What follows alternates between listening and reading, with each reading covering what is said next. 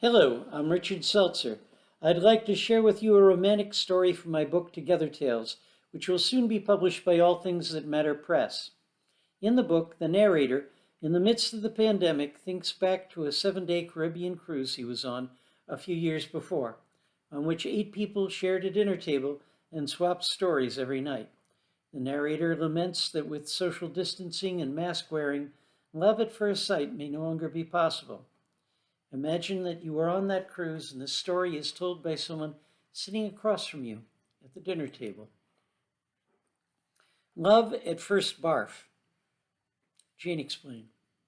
Back in my days as a welder, I first saw Randy at the buffet on the third evening of a 2-week Caribbean cruise starting in Fort Lauderdale. Our eyes didn't meet, but I noticed that as soon as I looked away from him, he looked at me. Then when I looked back at him, he pretended to be interested in something at the other end of the food line. I was fortunate to find a seat near a window through which I could watch the sunset. He found a seat nearby, but he could have sat closer. There was even an empty place at my table for 2. He sat facing in my direction, so while paying attention to his dinner or looking straight ahead, he could check me out through the corner of his eye. When I finished, I headed for the elevators to go down to the piazza where there'd be dancing. He followed casually, as if without purpose, drifting back about 20 feet. When I stepped into an elevator, he raced forward and got in before the doors closed. He stayed close to the door with his hands in his pockets.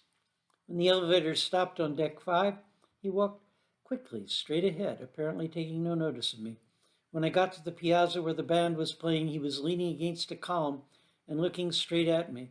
He smiled, walked toward me, took my hand, and led me to the dance floor. Without saying a word, we danced one song after another, fast and slow, disco to waltz. We didn't talk during the breaks, but stayed on the dance floor, hand in hand, waiting for the band to return. I felt a disturbance in my stomach. I thought it was butterflies, self-conscious nervousness I had been attracted to and then disappointed by other men. Time after time, I was afraid of emotional whiplash.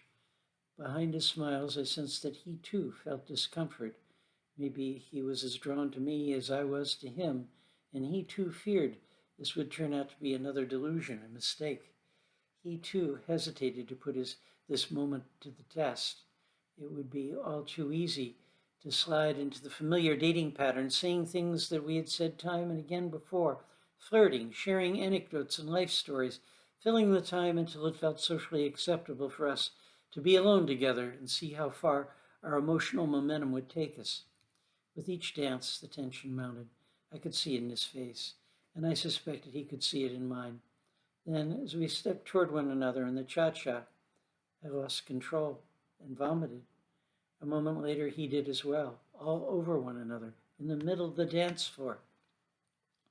The dancers around us scattered. The band stopped. Ship personnel took up positions around us to shield others from us.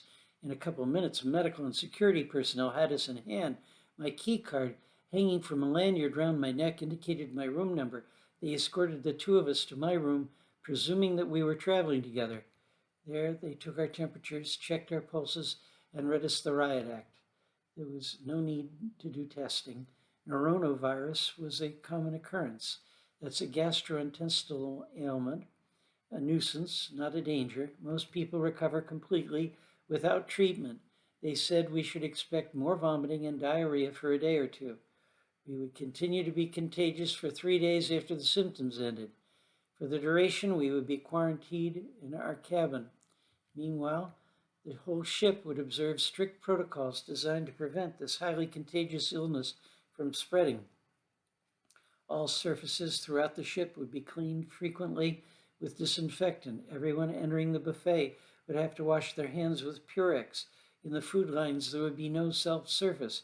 Ship personnel would plate all food. While under quarantine, we could not leave our cabin for any reason. We could order any food at any time from room service at no charge.